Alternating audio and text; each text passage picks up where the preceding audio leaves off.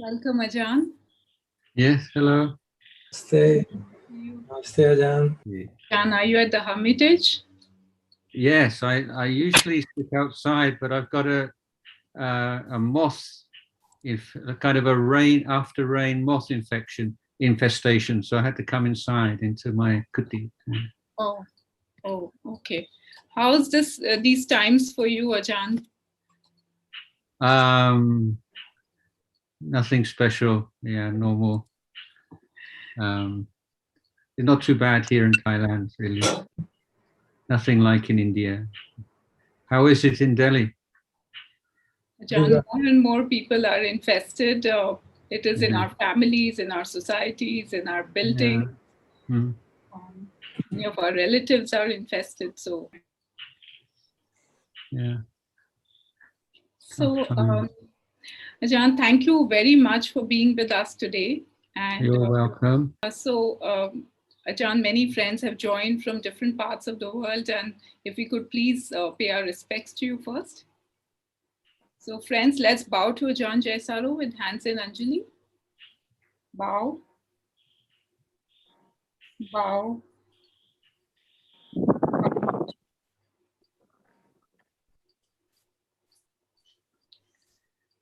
Ajahn, may we offer a short introduction about the speaker so that everyone, there may be some new people who are meeting you for the first time.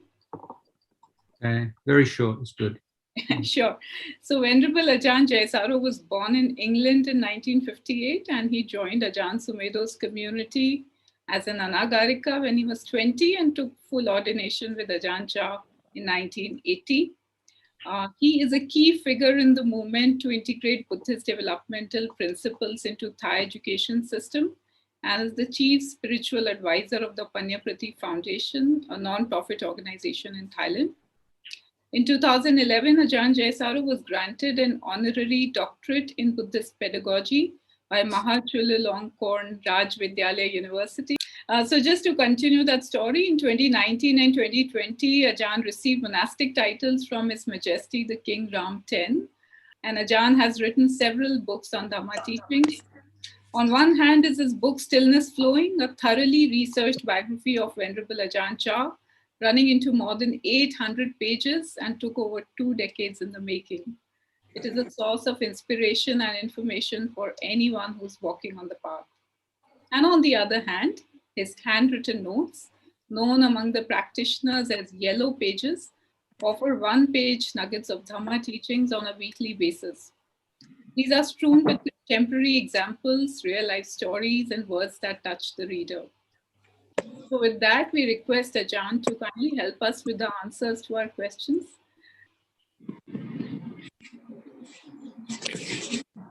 Ajahn, the first question is that how to find meaning and sense of goodness in relationships, daily life, or work. Is doing service a solution?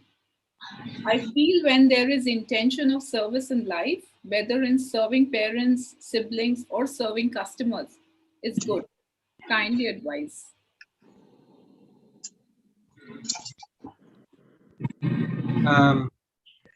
Well, I think any activity is only experienced as meaningful when it's embedded. Can you hear me? Within a value system. So as Buddhists, we have a very clearly established value system based on the idea of liberation through right effort. And so any action which is motivated by a mind free of the defilements of greed and hatred and delusion, and one which is increasing the kusala dhammas in the heart, is essentially meaningful. So the effort to help others is an essential part of that, of course, but it has to be carried on with the effort to help oneself. sometimes if we dedicate ourselves to service of others without taking care of our own heart, then we can easily get burnt out or frustrated, and the results are not as good as they might be. But certainly dana, sharing, giving, helping others brings an immediate joy to the mind. And what's more, the joy and happiness that arises from helping others remains as a memory, and the recollection of past good and kind actions can be a source of refuge, and it can be a form of meditation that can calm the mind when other meditation objects are not accessible to us, maybe through illness or through some other event. So yes, of course, giving and sharing and working away on that self-concern and self-obsession, and just letting go of the burden of self, even temporarily or somewhat superficially, is a meaningful activity. But the meaning that it gives and the importance is increased when it's within the context of right view and the Eightfold Path. Thank you, Ajahn. The next question is, how to deal with hypersensitivity? I am not able to see pain without letting it affect me. It can be news or events happening around me. Violence or pain or death affect me, even in fiction like movies and with unknown people. So much so that I feel nausea and physical discomfort and tears and sorrow, despite knowing intellectually that this is dukkha and it has to be seen, and I grasp it. Please help. There is a sutta in the Digha Nikaya where Sakka, the king of the gods, asks a number of very important questions of the Buddha, and they are all based upon this idea of how do we know what's the right amount in various areas of our life, what's our standard, what's our criteria. And the Buddha gave this very simple criteria that if it's in friendship or relationships with other people, or relationships with these days with technology and social media.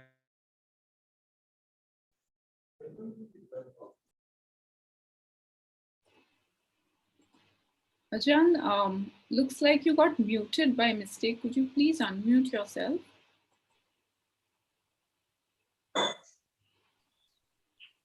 Okay. Yes, sorry, that's technology. Yeah. So we need to be observing our minds, and particularly observing the kusala or ankusala, the wholesome or unwholesome caste or mood of the mind. And the Buddha says that any activity in which overall, this is not a short-term thing, but overall wholesome dhammas increase and unwholesome dhammas decrease, then that's appropriate. But whatever it might be, and whatever other people's experiences might be, for you, if you find that unwholesome dhammas increase and wholesome dhammas decrease, then that's something to avoid or to draw back from. So in terms of consumption, I mean, the news, we are consumers of information these days. The news is like a consumer item. And so we need to wisely consider how much of this information we should consume so that unwholesome dhammas don't increase and wholesome dhammas don't decrease. Ideally, if wholesome dhammas increase. So if there's an increase in anxiety and depression and and sorrow and so on, then need to pull back and to reduce, restrict your relationship to those things. I mean, you don't really have to see so much news. I mean, I often reminded when I was the abbot of the monastery, I felt it was the first time I really felt that I need to have some idea of what's going on in the world when people come to speak with me. And so I would get, someone would bring me the Sunday Bangkok Post, and on the inside of the front page, there would be a summary of all the news of the past week. And I would read that, and then people would say, "Oh, Ajahn, how is it you know all about the world? You live in this monastery, and how is it possible?" And I just read like one page summary of the news. So, I mean, it may be that the world is getting more complex now and there's more going on, but I don't think that you really need to be engaging with disturbing stuff so much. You just need enough to have a good sense of what's going on. I think it's an interesting phenomena that many meditators, long-term meditators, find they become more sensitive to goodness. So in certain areas of life, you become much more imperturbable, and things that normally or formerly would have upset you, you find they don't upset you anymore. You feel like a mountain or a solid rock. But in other areas, become more sensitive and be moved to tears by goodness and kindness in a way that you weren't before. So the emotional development, which is not often spoken of in traditional texts, but I think most meditators will say that it's not that we become emotion-free or emotionless, but there is an evolution of emotion, and we become more sensitive to goodness and also on the other side to cruelty. But I notice it particular because as a monk you see a lot more goodness and cruelty that I'm personally much more sensitive now than I used to be. Ajahn, just as a follow-up question, if someone is not consuming a lot of news but is just generally very sensitive, because sometimes we do find that kind of people also, how can they stay stabilized in their environment, even in their immediate environment? Well, meditation practice is the best simple answer, because you are developing the ability to sustain mindfulness, awareness in the present moment, and to recognize sense consciousness, thoughts, feelings, emotions, memories as phenomena that arise and pass away. And you're training the mind as a desensitization that arises because you're not getting caught up in the content of experience. You're moving more to the process nature of experience. And through keeping at that very patiently over a long period of time, then your mind doesn't jump immediately onto the anxiety-inducing or fear-inducing nature of phenomena, because you're seeing phenomena as processes, things that arise and pass away, more than you are caught up or that you are drawn into the drama of the thought or the memory or whatever it might be. So a lot of the thought and anxiety and fear, that is something in which there is an element of volition. There is a consent to that. And that's very important to observe, that those complex emotions that are composed of thinking and unwholesome or toxic kinds of trains of thought contain within them a kernel of volition and consent. And if you can't recognize that and abandon that, then it's very difficult to let go of that habit. Thank you, Ajahn. If we were to take it a step ahead, specifically in today's times, in the pandemic, and especially when it's come so close to us, it's just about everywhere, wherever we look. How does one stabilize? Do we carry the same suggestion that you just offered, that, volition is voluntary? Is there something more we can do in such a circumstance? Sorry, I missed the first part of that. Could you repeat the question? Yes, Ajahn, I meant to say that in times of the pandemic, when when the Devdutas are so more evident than they ever used to be, while in normal circumstance, volition as a choice of investing into negative thought process could be is to be relatively, one can exercise it possibly more easily. And here there is pretty much every day we hear some or the other very disheartening news from our close ones. So any guidance around that, Ajahn? Yeah, I mean, I wasn't trying to make people feel guilty, and say, oh, I'm a bad person because I'm, it's my fault. I'm just saying that that is a factor involved. And of course, at the present time with the pandemic and particularly in countries like India, it's quite understandable the impact, the toll that has on mental health, and how much of a effort is needed just to keep the mind on a reasonably even keel. But the really, as Buddhists, if we come down to the bottom line, is it's no different. We live in a very unstable, dangerous world. That's the nature of human existence. It's like this. And as monks, we talk about this, and we try to remind people of how unsafe, unsatisfactory, fragile, unreliable our world, our life is. That often falls on deaf ears.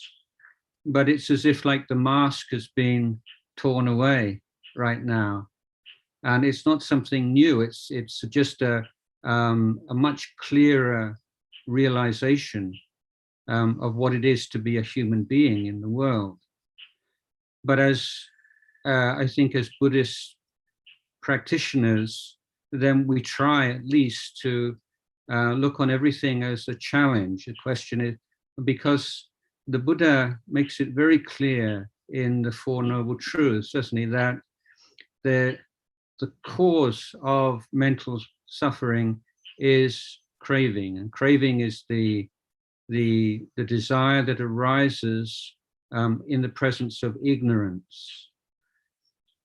So everything else are triggers. There are conditions that are conducive to suffering, or incline us towards suffering, or encourage us to suffer, if you like. But the hope that we have, or the comfort that we can take, is that if all those conditions are present, if the mind is free of craving, then suffering can't arise. It's the key factor.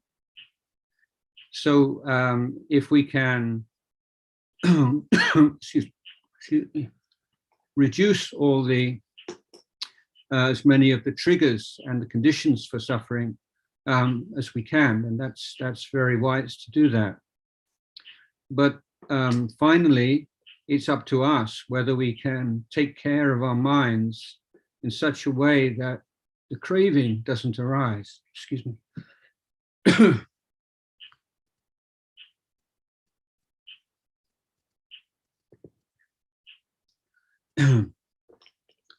And I think that, when it's living in the present moment is, it's a cliche in some ways, but if we just keep coming back to our present experience, right now, at this very moment. How is it? I mean, it's workable. It's doable right now. This second in time, it's doable. What about this second in time? Yeah, it's doable. And this second in time. So the challenges and the difficulties and these are also phenomena that are arising and passing away. So I'm not saying anything really new here. It's just coming back to these very fundamental foundation teachings of just coming back to how it is right now. And when your mind is getting caught up in these trains of thought full of anxieties and worries about loved ones or about one's own career or one's own, etc., then simply turn the light of awareness on that. Don't try to force yourself to stop, but just be, yeah, this is anxiety. It's like this. How does it feel? Where does anxiety reside? Excuse me, an insect just flew into my mouth. I think it's dead. Yeah, so this is anxiety, and you get to know it. This is this is just part of our life, and just recognizing something for what it is usually enough for it to fade out.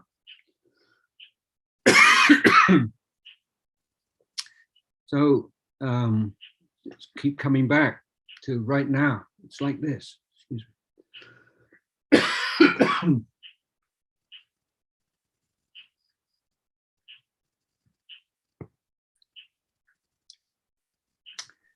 Okay. Thank you. That's very helpful, Ajahn. Sorry? So that's really helpful because it does give us a way to operate within, if tomorrow it strikes me, if the virus strikes me, then I possibly would be more equipped, hopefully, with the guidance you offer. Thank you for that.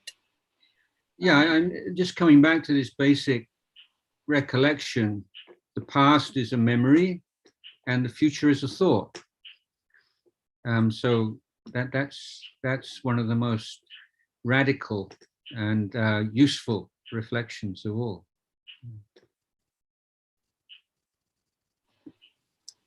John, the next question is, there's a request if you could expound on Kanti.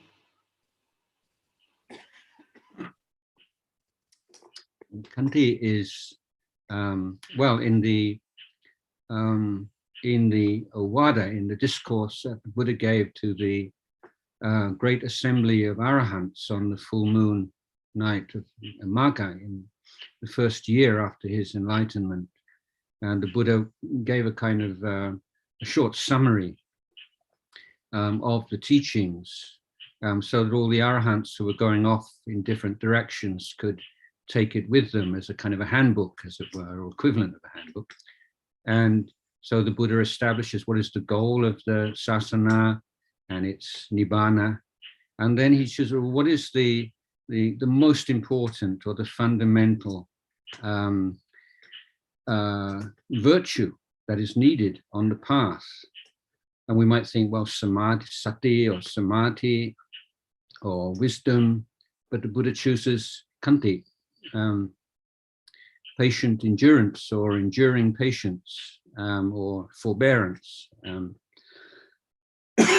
So this was, an absolutely seminal text, a key teaching that the Buddha wanted to impress on all the arahants who were going to be the first ambassadors of the religion, as something for them to come back to again and again in their teaching to their disciples.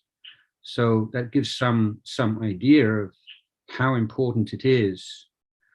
But I've noticed, and I've been guilty of this myself, that of looking at it as a sort of second-class virtue.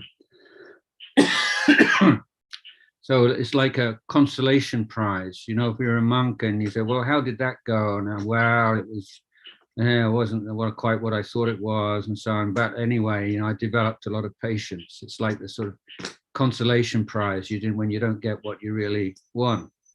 And but that's clearly the wrong view. And I think it is, again, I mean, it's a real shift if you, in the way that you look at your life, if you have that faith that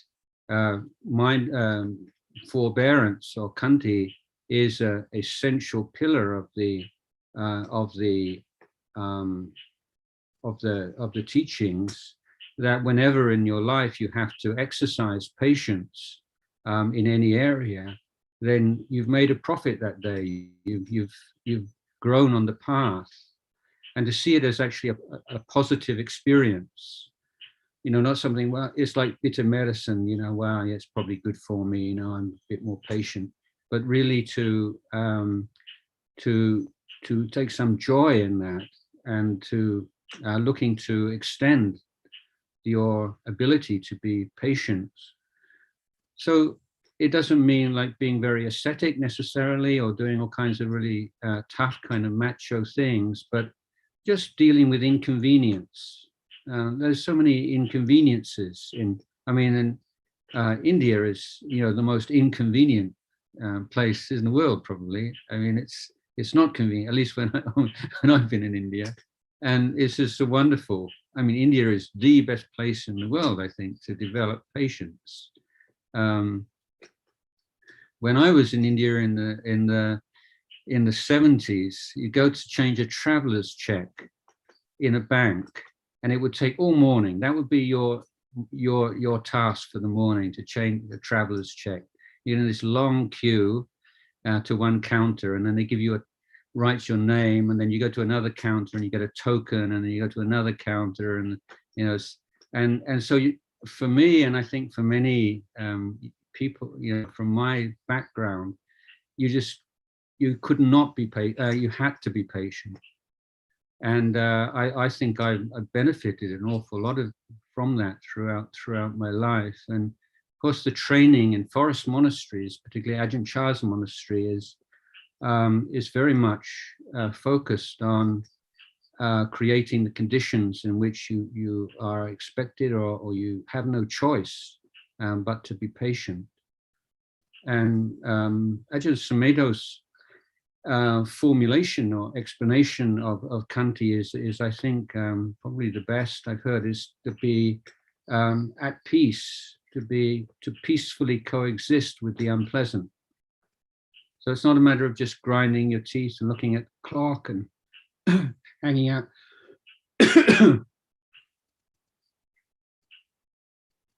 And, you know, looking at patience as something you could be measured by time, but it's a sense of willingness to bear with. Excuse me. There's a lot of insects around today. Just excuse me a minute.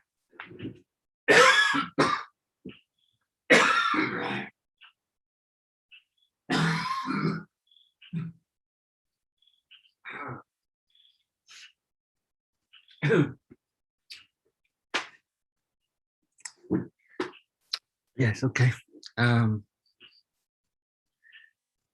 Yes, not to react against the unpleasant, to say, yeah, we can do it together. I can be with this. I can be with this without reacting against it, without feeling oppressed by it, without feeling it's a burden, without being depressed by it, without feeling weighed down by it. And so the patience is there's a sense of calm and peace within that. So that may well alternate with periods where it is just a matter of gritting your teeth, but that's not the real Kanti that the Buddha is talking about, I think. And, so yeah, and when the thing is, when you give things a precedence, you have a name, you have a word there, and you have you make it a spiritual goal, then it comes to mind, you recollect it more easily. And say when it's very hot or very cold, you're hungry, you're thirsty, and so on, then it comes to your mind, this is the time to develop patience. When you are faced with people mistreating you or misrepresenting you and so on, and it's not possible to do anything about it, maybe there will be some time in which you can speak with the person involved or make some effort to redress the unfair situation, whatever it might be. But in the meantime, this is a time to develop patience. And it gives the mind an incredible strength. And so, there's so many things in life that people have the capacity, have the potential to realize in their life. And if you look at it, when you get down to it, the reason that they don't is simply a fear of suffering, a fear of pain, a fear of discomfort, a fear of embarrassment. And so that fear of pain just makes our life so much more narrow and constricted and poor than they need to be. And this is something that you notice if you develop patience, that there is a twinge, obviously twinges of fear, and don't want to make a fool of yourself, or afraid it's going to be tiring, or it's going to be exhausting, or it's going to be painful. But that's not the overriding, that's not the main thing. It's just kind of one thing in your mind. It's not the main thing anymore. And you say, yeah, I can handle that. I've handled worse. I won't enjoy it, but it won't be the end of the world. That's so I think that there's so much to gain from patience.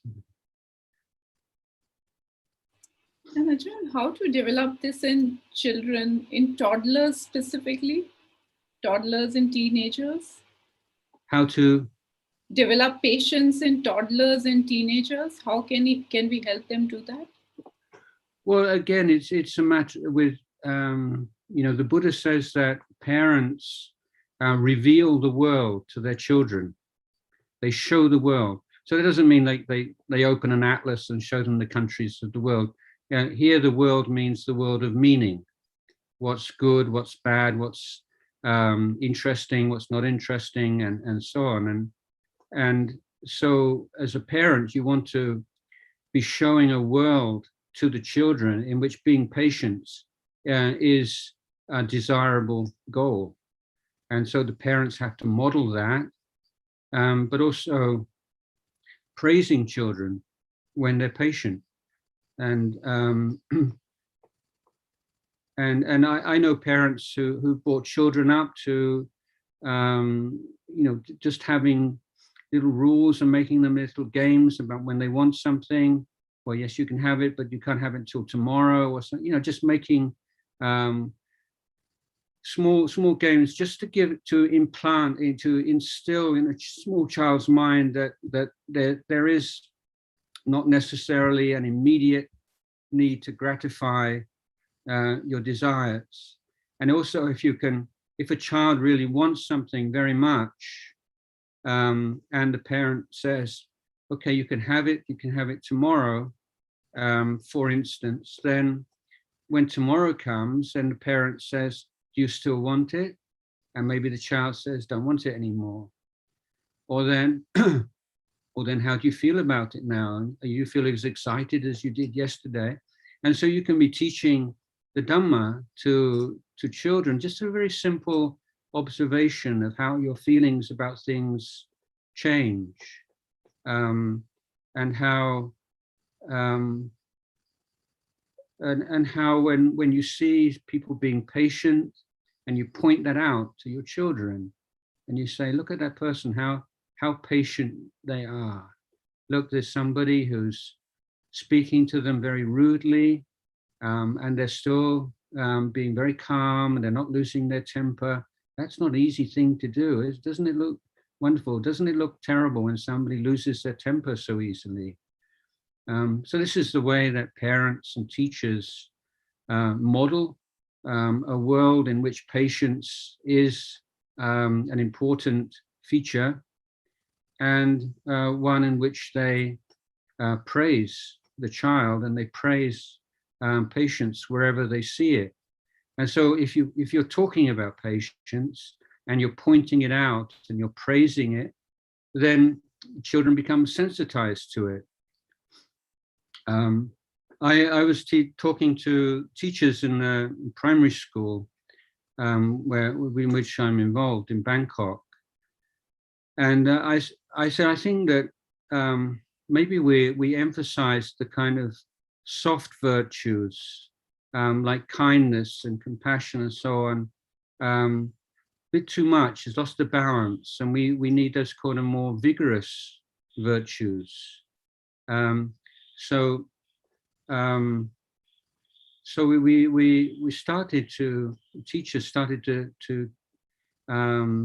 speak to the children a lot, and encouraging them to not to give up.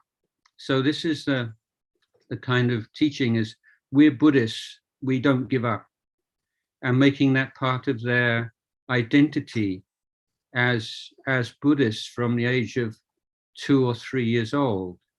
Yeah, this is tough, isn't it? What shall we do? Shall we give up? No, we don't give up. We're Buddhists, we don't give up. We just keep going.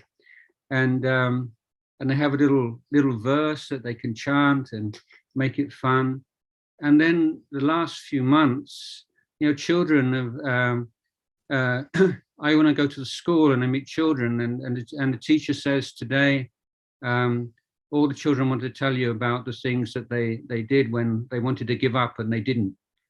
And little boys saying, I was learning the alphabet, and this letter was so difficult and I couldn't do it.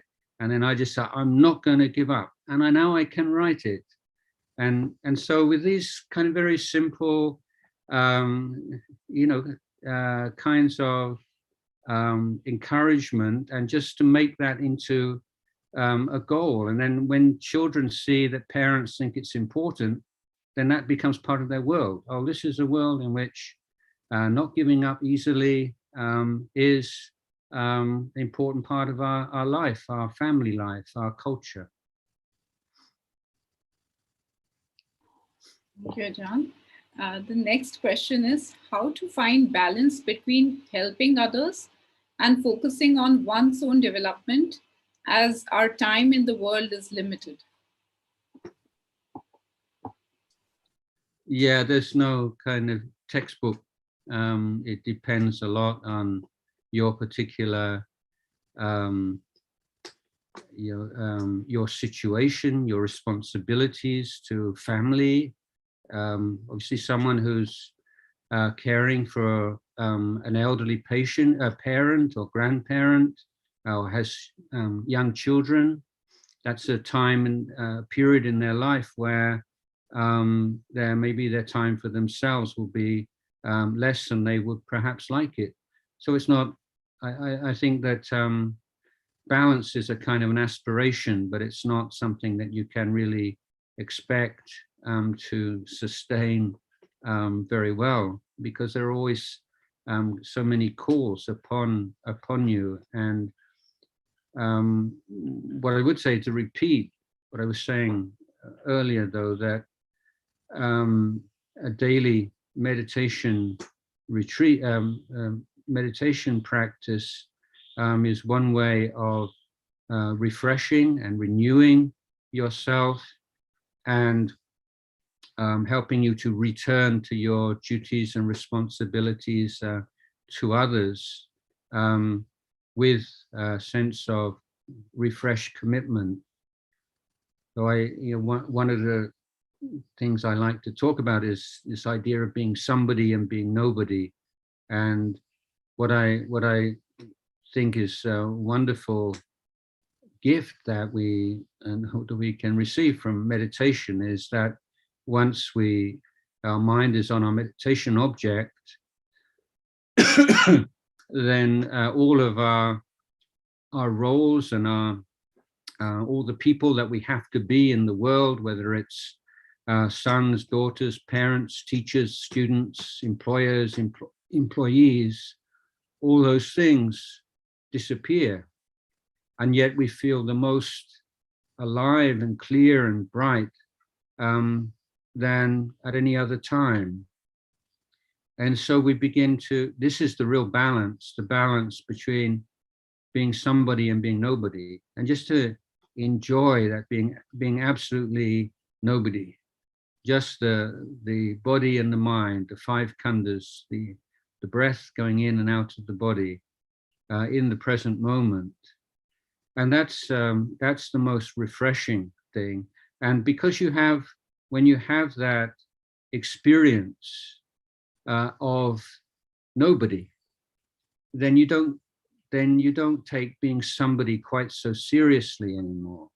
It's not that you give up, you don't want to do things for others anymore, but it's you don't identify with that particular role or that particular commitment in the same way anymore. So I think that's, in terms of balance, it's more that you're continually returning to balance. You lose your balance and you reestablish balance. You lose your balance and you reestablish balance. It's not that, oh, now I'm balanced, I just got to keep this going. Don't think it works like that. Excuse me.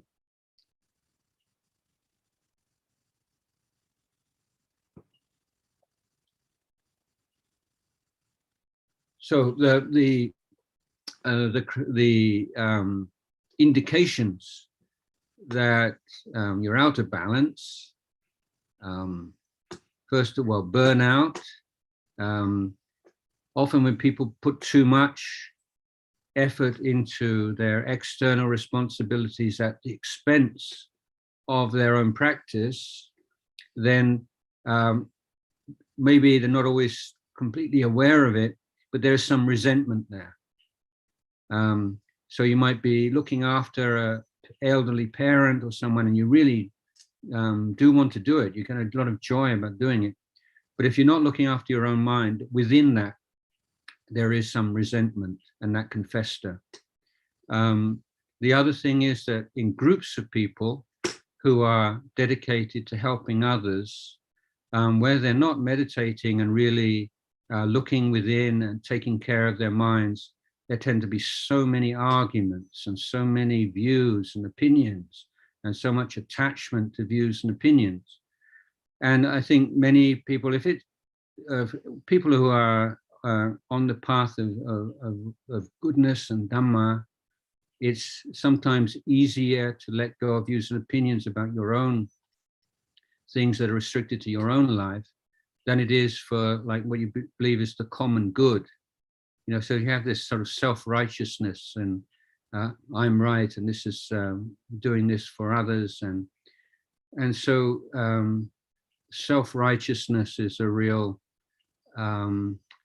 fault and obstacle for good people in the world, and there is a reason why that learning how to return to being nobody at regular intervals can just undermine that and prevent that from becoming too strong. Thanks for that, Ajahn.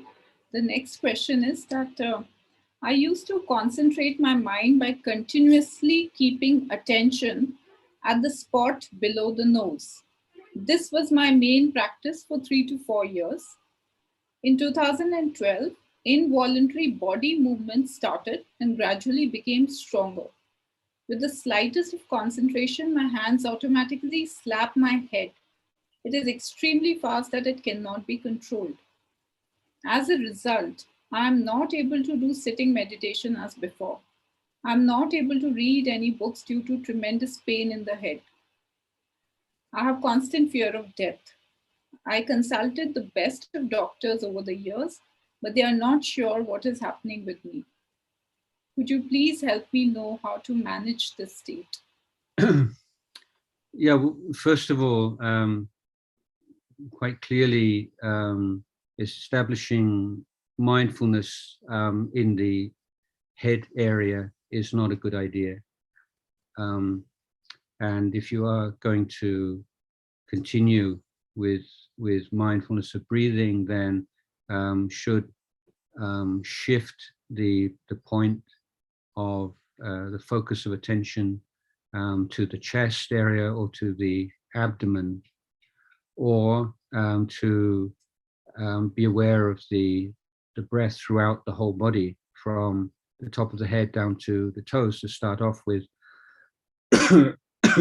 initial kind of sweeping technique as is taught in the Goenka tradition, and then to sustain the sensation of the breath throughout the body without necessarily focusing on one particular point.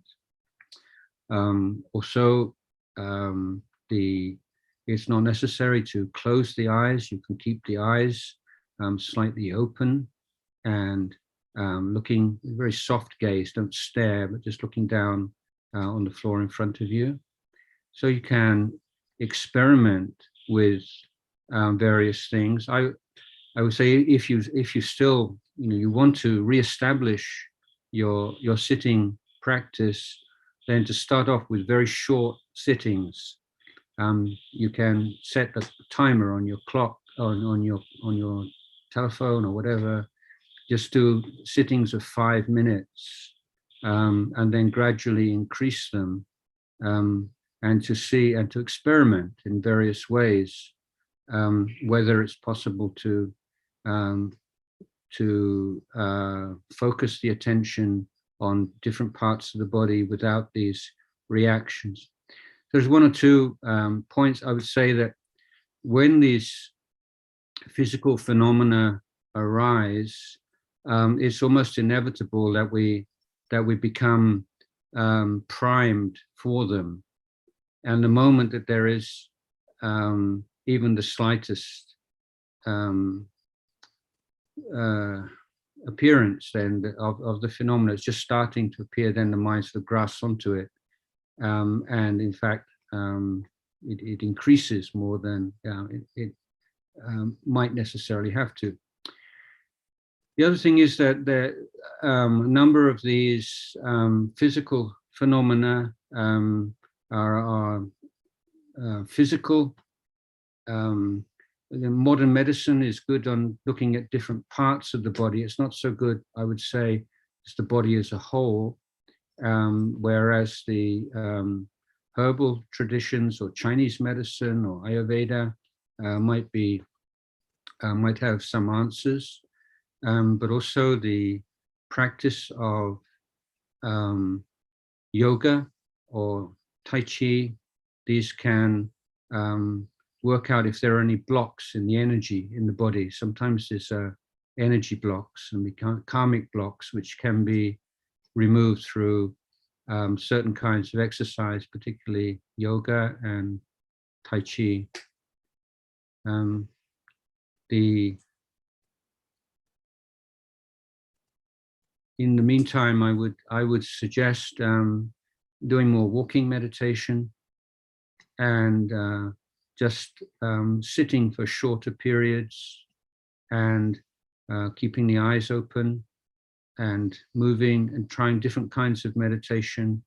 The loving kindness meditation is a very good one to start with. And so I'd like to say something about loving kindness meditation here as well, that just using the phrase, may I be well, may I be happy, doesn't always work very well. I've never found it particularly useful myself. I think what is useful is to ask yourself, what are the things that you most aspire to in your life? What are the spiritual qualities that you most aspire to in your life? So it might be to be wise, to be compassionate, to be kind, or so on. And then make those the object of your metta for yourself. So if you, may I be may I be wise, may I be compassionate. And then just imagine and just have a really feel how it would feel to be truly compassionate. And maybe you can recollect compassionate teachers or kind teachers that you have met or you listened to or watched.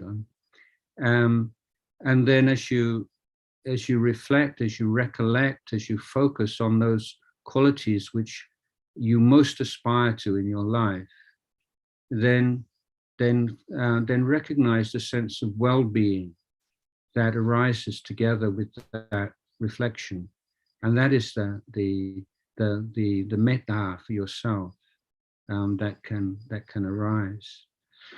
The other thing is to develop the metta for physical sensations throughout your body. So again, returning to that kind of sweeping technique, and just to use the metta for the sensations on the top of your head and the sensations at the side of your head.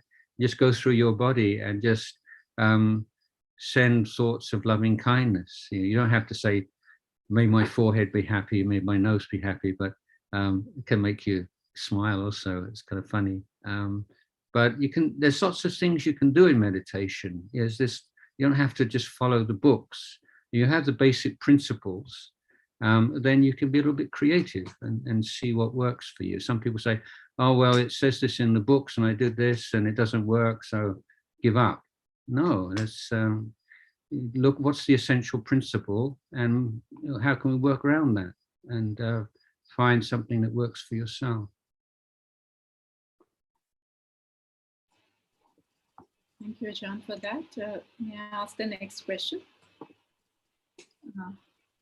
Ajahn, the next question. I'm at crossroads between deciding if I should remain as a lay person and practice the 8 precepts and dedicate the rest of my life to Dharma practice and study versus being a monastic. How should I proceed? As a lay person, I have the freedom of choice and time, but as a monastic, I'm afraid I will lose this freedom. In addition to then seeing the politics within monasteries, which then I may as well remain as a layperson. Kindly advise how I should think about the crossroads. Well, monastic life's not for everybody. I mean, I'm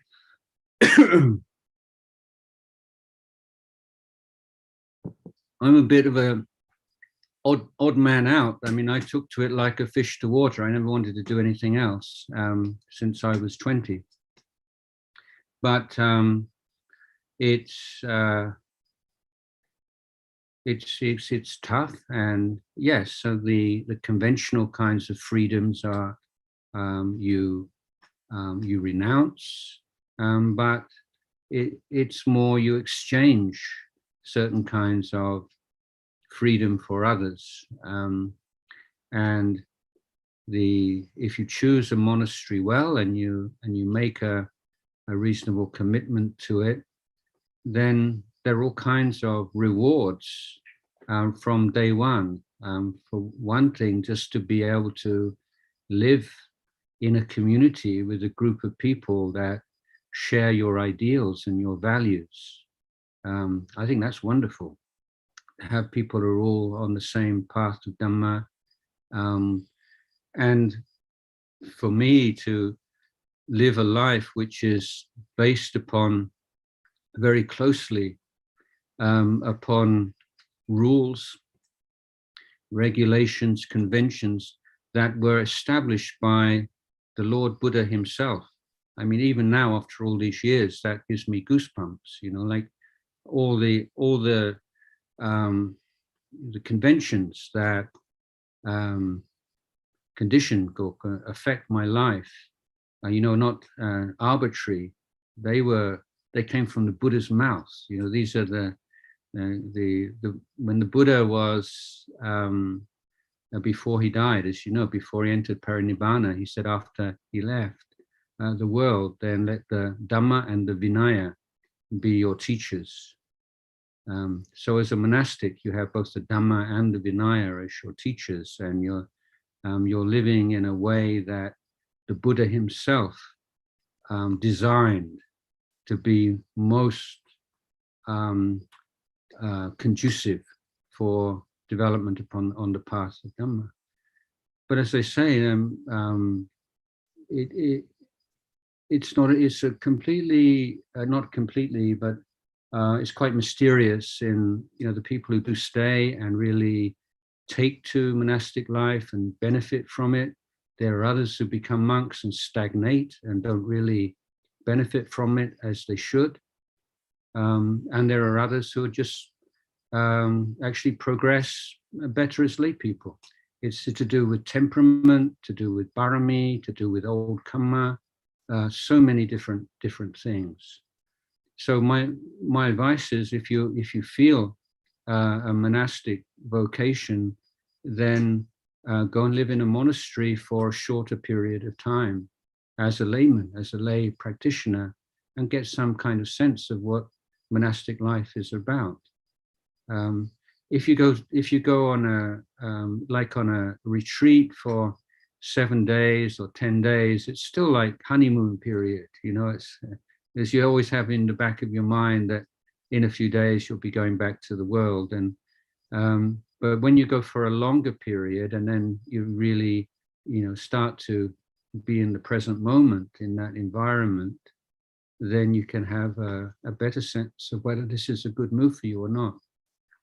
So I would say that don't take this decision lightly, and spend a number of periods of retreat in a monastery, and really see whether it is what would be best for you in your practice.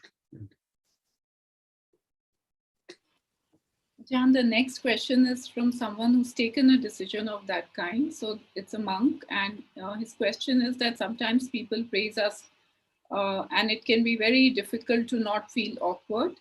So what is the proper response in such conditions? Not to feel what? Sorry, I missed awkward.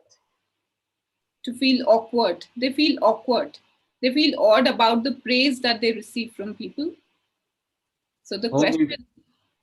I always feel awkward. Oh, okay, sorry. Yeah, well, that's just another feeling. I mean, we're monks, and we're learning about how we feel. You feel self-conscious. Well, that's your object of meditation.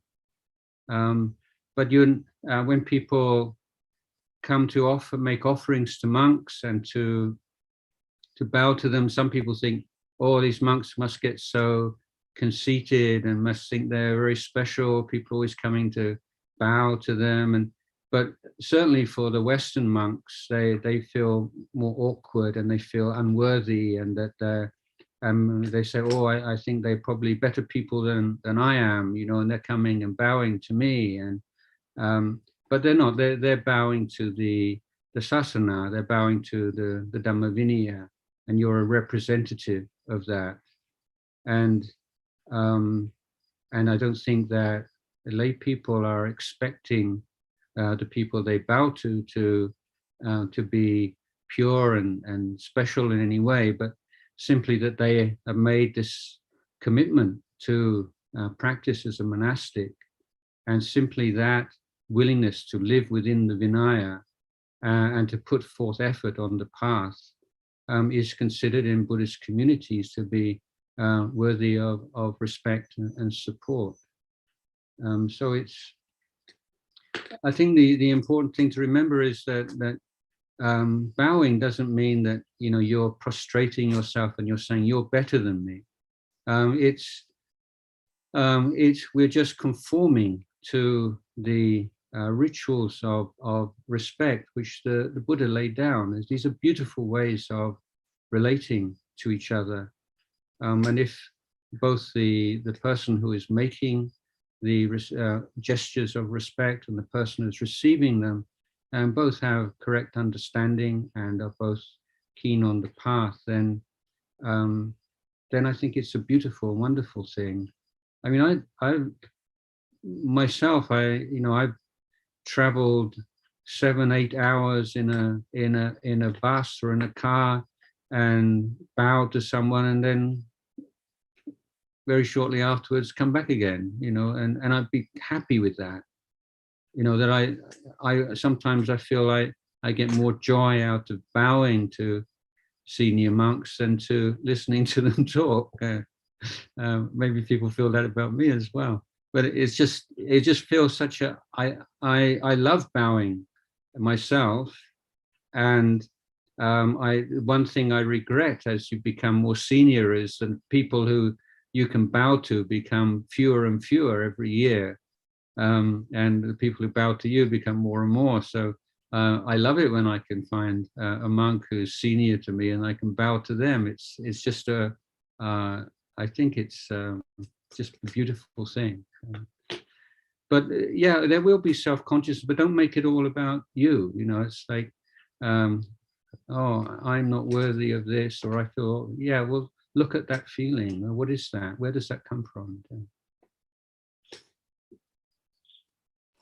Thanks, Ajahn. I'll ask the next question. This person says that he is very self-critical. He read Ajahn Sumedho on being non-judgmental and to not take life personally. But at a deep level, he feels that he's self-critical even in meditation. Kindly help. Yeah, I mean, it's a sad case. My observation, I don't know whether this will be helpful or not, is that if we observe, let's say a self-critical person is going to do a good thing, do a kind thing. And let's say this kind action takes a few hours. And from the beginning, the mind of that person is really wholesome and doing this without any desire for any kind of reward or recognition. Just it's a really good thing to do. And then within the course of that 2 or 3 hours, for instance, just for 1 second, you know, 2 seconds, this thought pops into the mind, you know, that, I bet everybody's going to really praise me for this or something. And there's this, that kind of thought. And then the self-critical person just jumps onto that thought and say, yeah, that's where you're really doing it, isn't it? All that other stuff, you're just kidding yourself. Now you're just trying to make it look a lot better. Really what you are. So basically you're starting off from this prejudice or this bias that negative thoughts are more real than positive thoughts. Unkind thoughts are more real than kind thoughts. So you can have like a whole hour of kind thoughts and then one unkind thought, and you say, yeah, that's the real one, that's the real me. So I would say it's based upon a prejudice, a wrong view, and a lack of observation of motivation and mental states that pass through the mind, and giving too much importance to the negative. And with the, so I'm suggesting, this is my hypothesis, that you think that you are basically underneath it all a bad person, and all the good things are kind of superficial dressings that are not really who you are. But that's a self-view that you've created. And I would suggest that if you look very closely at how your mind works, it doesn't map onto what's really going on as closely as you would think.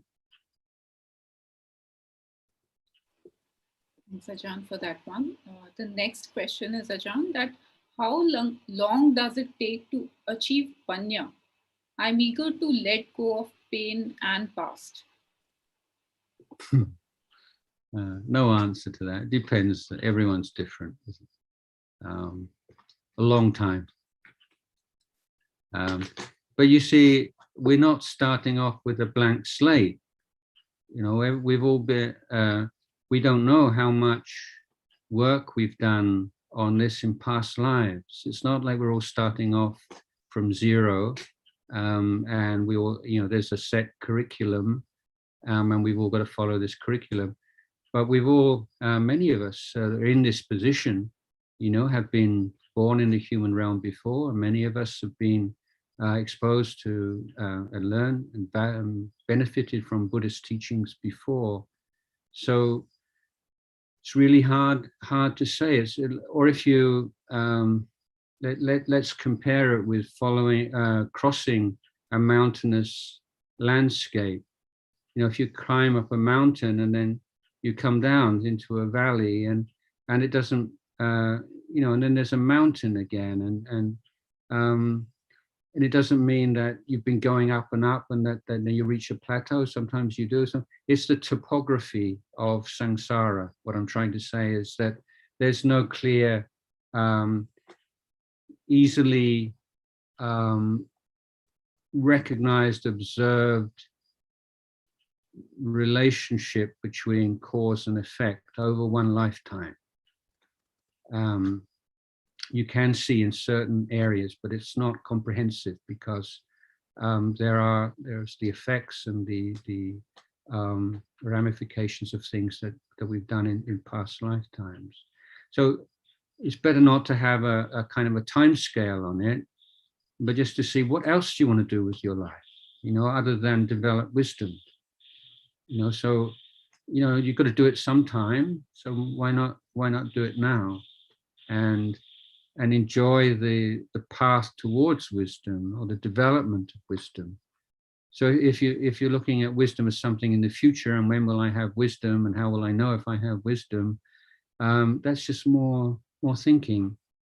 But right now, you know, how can you live more wisely? How can you reflect on your experience more clearly, more incisively?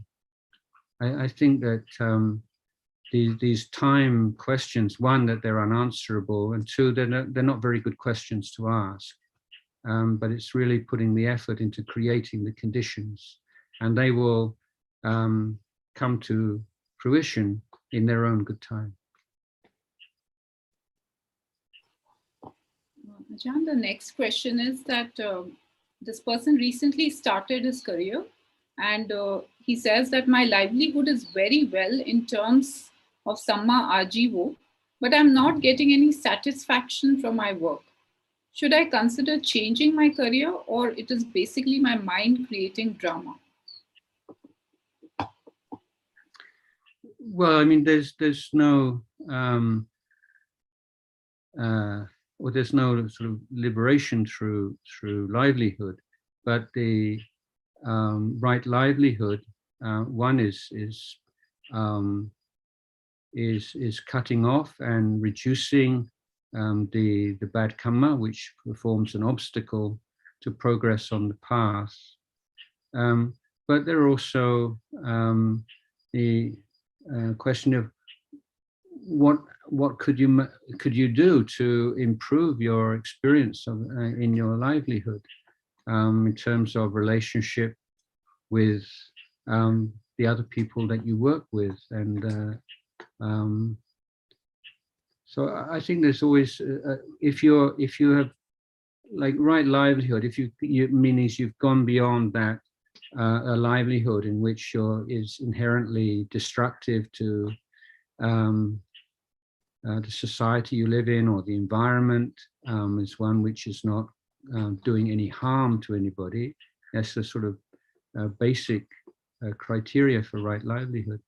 But then say, well, how can I create some more wholesome dhammas here, and work in a way that I can feel some sense of pride, and how can I? It depends on you know, your seniority, and whether you're a boss or whether you're a worker, and how much power you have. But the more senior you are, the more power you have, and the more you can find ways to make life, enrich the life of your students, of your colleagues or your employees. And so in Thailand, many number of businesses, for instance, they send their people from their companies off on meditation retreats, paid meditation retreats, and try to increase the morale and the harmony of the group, in a sense. So you can get a lot of joy from that. But the but I would say generally that don't expect too much from, even just having a job in the first place and being able to make a living and to support yourself or your family members, then there's something to be proud of. And having a right livelihood in which is not only not harmful to society, but may contribute to the welfare of others, there's something to bring up, and it can be part of your meditation, just a sense of, oh, I'm someone who has right livelihood. This is one of the 8 factors of the Eightfold Path. I do good in this way and that way. So bringing to mind the goodness that you create every day, making it part of your daily reflections, can be using Sama Ajiva as a platform for Kusala Dhammas. Last 2 questions, Ajahn. One is that in Ratvanit Sutta, 7 stages of purification have been mentioned. The request is to explain the purification by overcoming doubt. Yeah, I don't. Those 7 stages of purification appear in one of the suttas in the Majjhima Nikaya and form the basis of the Visuddhimagga commentary. It's not a structure that I've necessarily followed in my own practice, but I'll speak more about doubt and the role of doubt and dealing with doubt. First of all, there are different kinds of doubt. And if you remember in the Galama Sutta, where the Buddha visits the villagers who say we have so many religious teachers coming through, and every one of them says their teaching is correct and everyone else is wrong. And they all speak so well and they're all so convincing, and you really feel this one's it. And then another one comes along and then you're full of doubt again. We're confused. And the Buddha says, that's good. You're doubting in things that should be doubted. So this is a case where the Buddha actually praised people for doubting. When you're in a situation in which you realize you lack information that you need to make a good decision, then that doubt is actually wise. It's an expression of wisdom. The doubt that is crippling is the hesitation and the unwillingness to commit oneself in practice. Many people want to have cast iron guarantees beforehand that this is the very best, this is the right, this is correct, and I'm not going to do anything until I know beforehand. You can't know beforehand. That's the point. You study and you come to some conclusion, but there comes a certain point where you have to say, yeah, enough information. Now you just have to make that leap of faith and review at regular intervals whether or not it's working or not. So that's the kind of doubt, skeptical doubt, or the doubt that appears as a nivarana or a hindrance. The vicikicca, which is one of the sangyojanas, or one of the fetters, which is abandoned by the stream enterer. Here we have to see that in the as it's related to the other 2 fetters, which is an attachment to procedures and techniques and rites and rituals and specific ways of doing things, and it has to be done like this. And then, so it's a deluded view of causality, basically.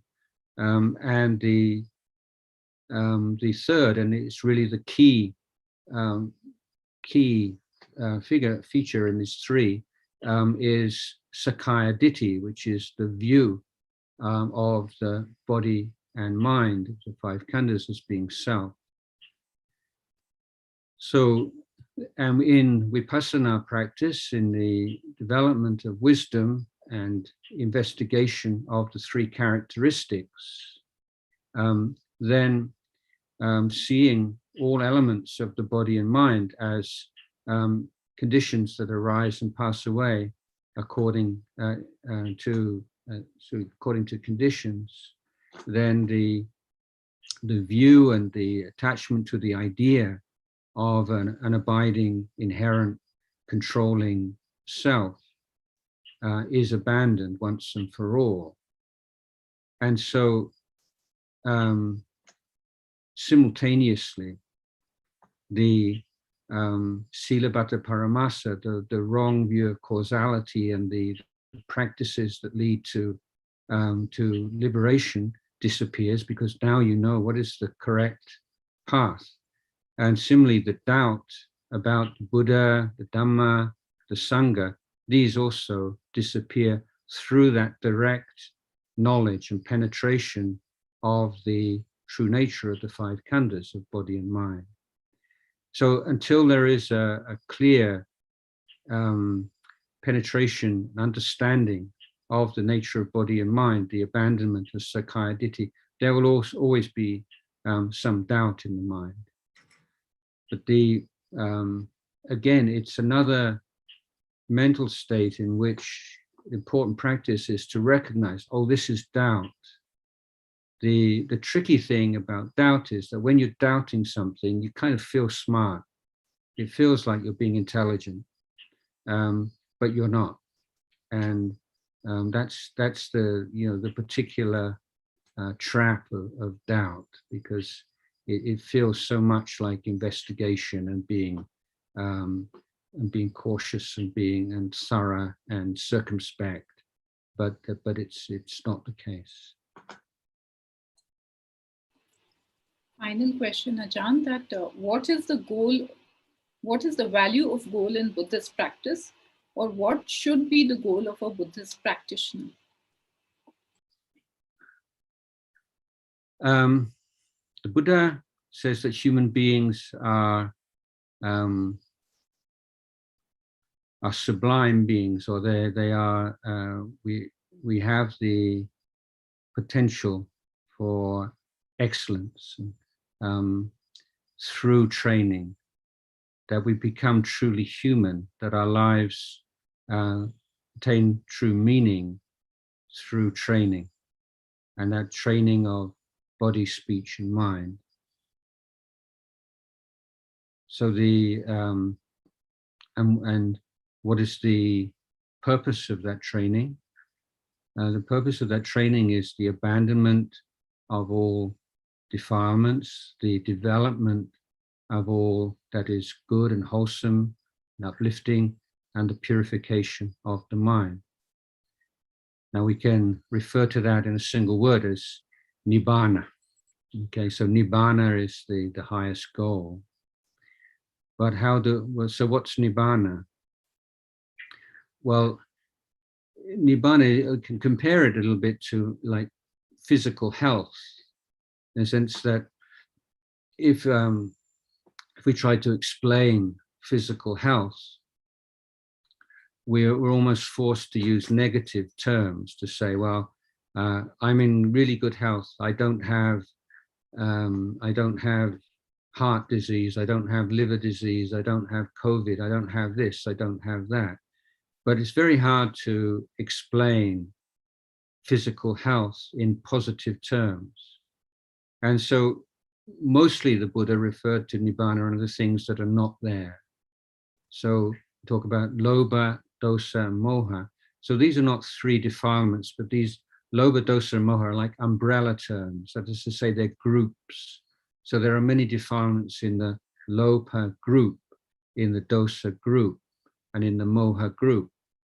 But the highest achievement for a human being is liberation from all defilements and the contingent suffering.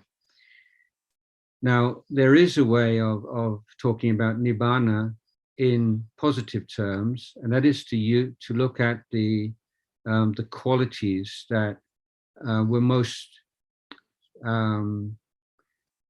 salient and most impressive about the Lord Buddha. And the first is we call the great wisdom, second great compassion, and great purity.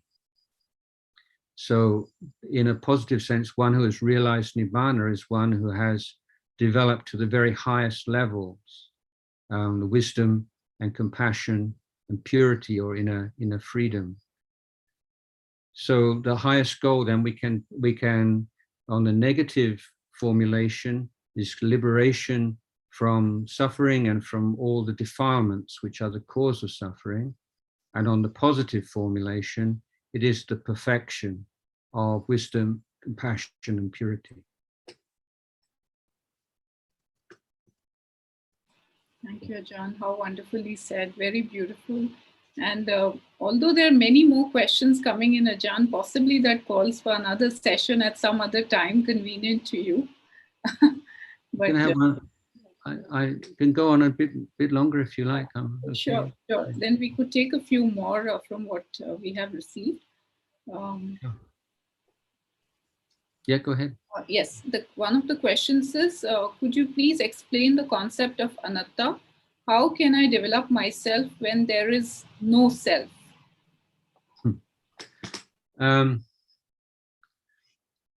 There is a self, but it's not permanent, is one of the explanations given by one of my teachers. So we have to recognize that, firstly, the Buddha used the word atta, or self, in two different ways. And the first way is in the conventional sense used generally, and this would appear in sayings of the Buddha, such as we should be our own refuge, the self should be the refuge of the self, and so on. So this is ways in which the Buddha used conventional terms in conventional ways. But the deep meaning of anatta, we have to first of all establish the meaning of atta. So what is meant by atta? And the primary criteria, or the nature of atta, I think, is power over, or ownership. So if we say that we own something, it means that we have power over it. So if there's a self, and then there are things belonging to self, then simply the self should be able to exert control over all that belongs to self. So, and this is very simply, this sound too abstract, but Ajahn Chah's genius was to speak in very concrete terms. He said, well, if this body was really yours, could you tell it, don't get sick, don't get old, don't die? No, you can't. And so the body gets sick, gets old, and dies according to all the causes and conditions that come to play. It's not anything that can be determined, decided upon by an independent, self-existent entity called self. So the lack of ownership and the lack of control is really how we look into anatta. And so we look at the constituents of body and mind, of the body, of feelings, of perceptions, of thoughts and memories and emotions and sense consciousness. And the more closely we look at them, the more we see the play of causes and conditions arising and passing away. And that there's no controller, there's no owner of that. So anatta is not something that you can realize. It's the absence. But let's say that you believe that there's radioactivity in a house. And so you go in with a Geiger counter and you go through all the ground floor and there's no sound on the Geiger counter. Okay, no radioactivity. You go upstairs and there's no click, click, there's nowhere. And so you can conclude from your investigation of every room in this house that there's no radioactivity. But it doesn't mean that now you have realized the truth of non-radioactivity. You see, it's not a thing. And anatta is not a thing that you realize. It's just pointing out your mistake and your assumptions that there is something there who is the thinker, the feeler, the one who does, the one who is who acts and is acted upon. And we also can observe to what extent our language encourages us to think that way. So we have a single word, I, and we say like, I'm hot, or I'm happy, or I remember, or I think, or I can see. So this naturally inclines us to think there is something called I, who feels hot and happy and remembers and thinks, and but that's just a convention of language. When we look directly at our experience, what we see is physical sensation of heat, or a feeling, a sukha vedana arising and passing away, a memory arising and passing away, a thought arising and passing away, without any need for an owner. So one of the very first Dhamma book I ever read expressed this idea so beautifully. I've never forgotten it, in which the author brought up the sentence, "It is raining." And then he asked the question, what does the word it refer to? What is the it which is raining?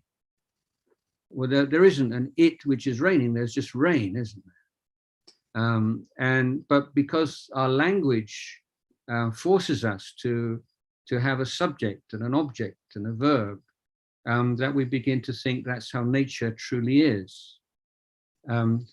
So we cut through conventions by practice of meditation and looking more closely at what's really going on in our body and mind. And we realize that that idea of a controlling self is nowhere to be, is a false one.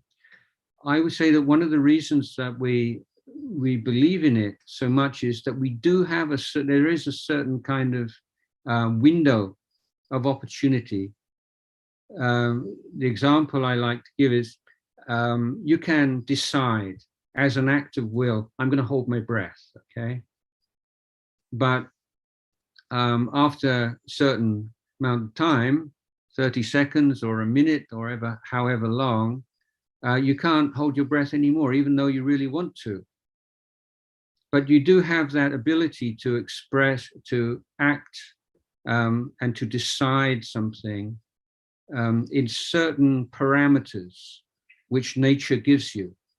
So nature gives you, like, there's a little bit of wriggle room within the laws of nature. And that's what encourages us to believe in this owner of experience and this permanent, independent, controlling agent.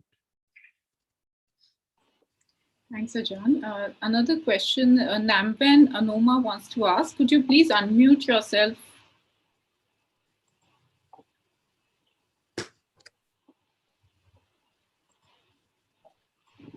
กราบนมัสการเจ้าค่ะ Hi ท่านอาจารย์ it's น้ำหวาน and I have a question.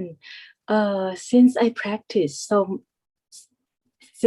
first practice, I feel that the center of the mindfulness is in the head, but now it's become in the heart, in the middle of the body, of the chest, and I know that this is right, but it's very hard to make it stay. It's just like you're pushing the ball underneath the football, the ball underneath the water.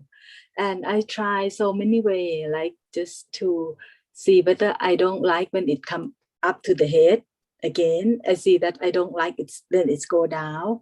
And sometimes I don't know what to do because it's very hard to stay in the, to make it stay in the chest. So I go into deeper peacefulness, and that's help. And when I come out, but when I come out, it's easier to make it in at the chest. But I feel that when it stay in the chest, is it normal to have happiness and pity and the joy and the rapture? Is it normal? Yeah, that tends to happen when the mindfulness is established in the chest area. That tends to lead to feelings of piti and sukha. But you know, don't try to force it too much. You know, sometimes it's the wisdom of the body, and don't try to push down too much. As sometimes you want to go up, then just watch it there and don't fight with it, because then it becomes vipavatanha, and then there's a new, more subtle kind of suffering. But if one alternative is to spread out the awareness throughout the whole body, you know, rather than having these two centers of the chest and the nostril, just to feel it throughout your body. And like your body's like an oxygen bag, it's just expanding. But you want to be at peace with it, however it is. You're not, because if you're still on the trying to have it where you want it to be, or to create feelings of piti and sukha and then make sure they don't fall away, and then can be a lot of self arising there. It's too controlling. So sometimes, you know, this is the body telling you this is what it wants to do right now. So be very, it's like teaching a child. Sometimes you have to be a little bit strict, but mostly just to be gentle and just gently incline it in the way that you want the mind to go. I have the mat det, I have the mat det that I can tame it, like go into deeper peacefulness and come out. That's okay too. Yeah, that's fine. I mean, that's important also.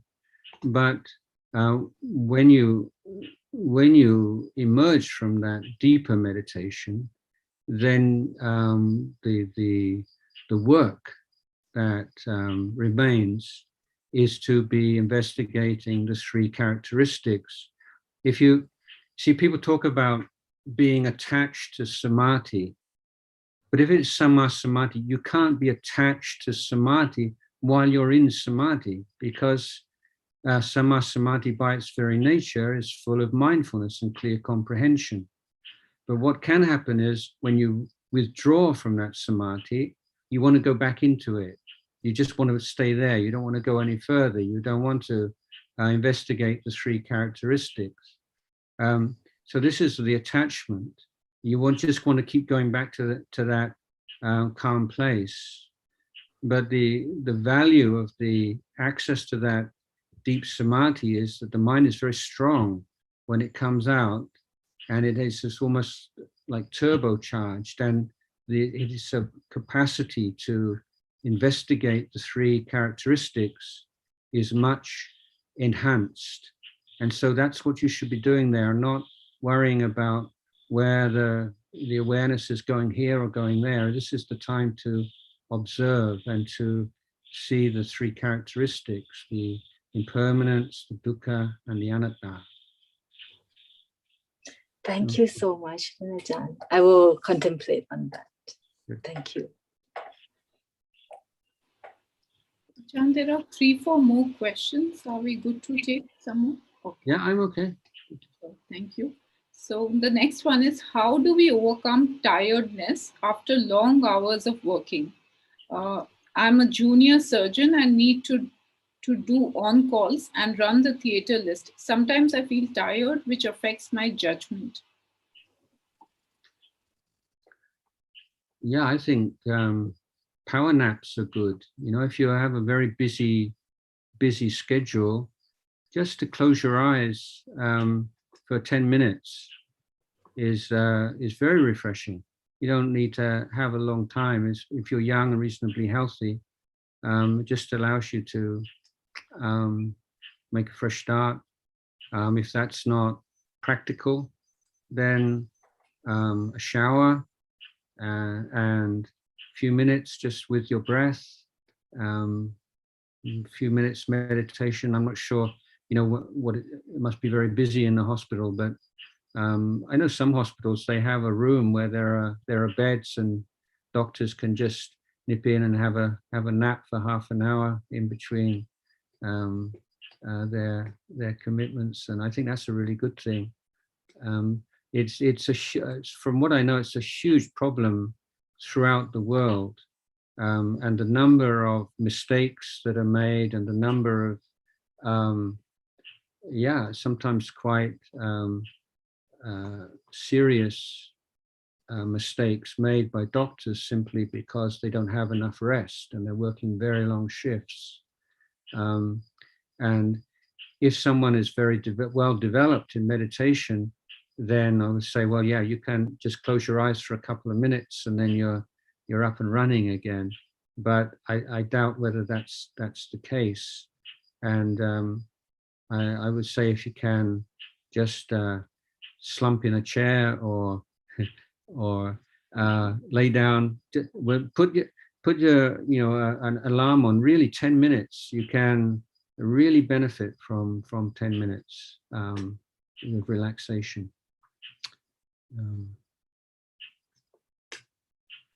Yes, tough life as a doctor, I think, especially now. The next question is, Ajahn, that imagination is an important ability of humans. It helps us in tracing uncharted territories, but at the same time leads to assumptions, fear of future, etc. How to make the ability to imagine productive and constructive?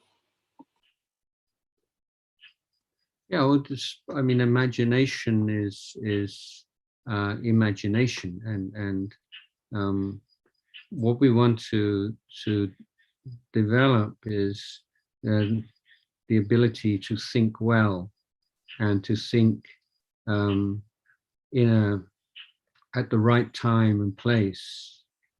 The thing about imagination, if you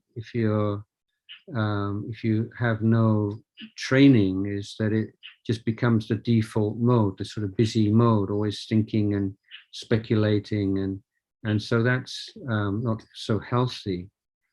But through meditation, then you can develop the ability, well, now this is a time where I don't need to think, I can enjoy not thinking, and now's the time to think.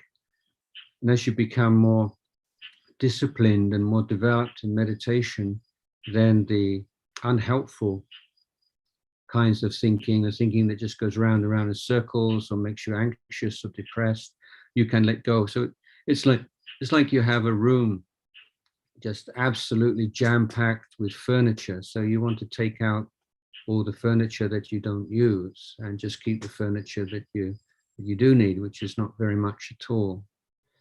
And I think with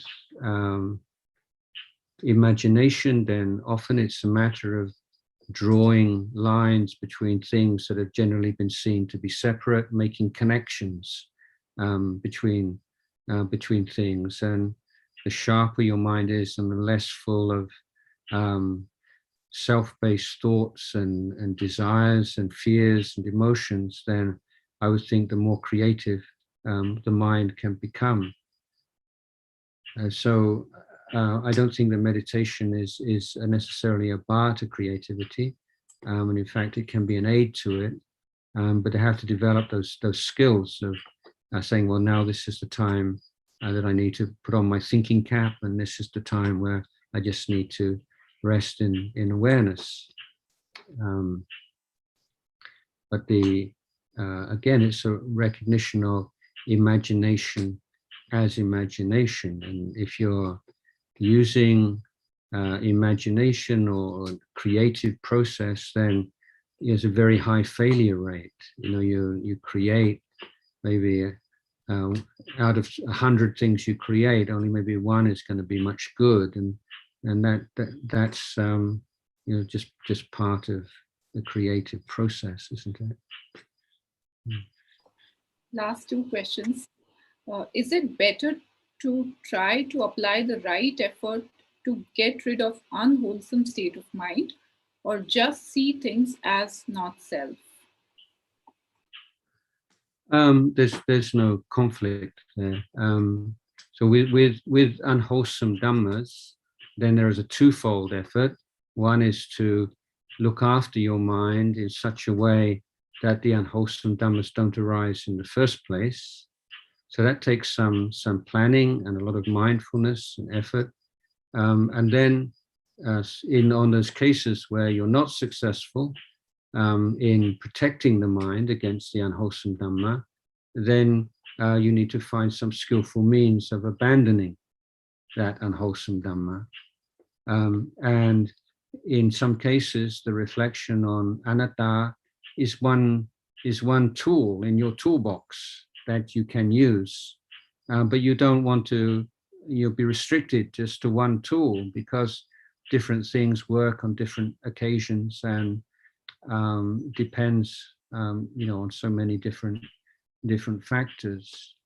So, anatta is a very powerful reflection, and but unless you're very well practiced and been practicing for a long time, you need to have a number of different tools. If the mind is very just fallen into a lot of laziness and heedlessness and sort of lack of enthusiasm, then we're taught to reflect on death and do the death meditation. If there's a lot of negativity in the mind that you can't let go of, then there's the kindness and compassion meditations. There's a lot of sensuality in the mind and getting caught up in the sensual world too much, then the asubha, reflecting on the unattractive elements of the body, are useful antidote. So the traditional presentation is that you have a main meditation object, let's say anapanasati, and then you have these three auxiliary methods of asubha and maranasati, or death meditation, and loving kindness meditation, to apply like specific antidotes. But the reflections on anatta can be carried on throughout the day. They're essentially reflections on causality and being really interested in the causes and conditions, how things appear, how things change, how things grow, how things weaken, how things disappear according to causes and conditions. So that reflection on causality is essentially the reflection on anatta, and the anatta reflection is something which has a very important role to play, but should not be relied on to the exclusion of other skillful means. And the final question, Ajahn, that this person has come from Burmese insight tradition and is now experiencing some doubt. He says that he or she, I don't know. Is it possible to elaborate on how breath meditation leads to insight? I'm worried my practice does not lead me to freedom and instead more attachment to peace.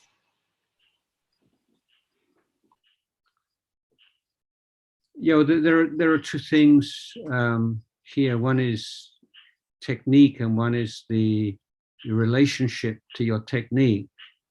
So sometimes there can be very very good techniques, but people have an unwise relationship to their technique, and then when their frustrations arise, then they blame the technique rather than their attitude towards it. So this is something to bear in mind.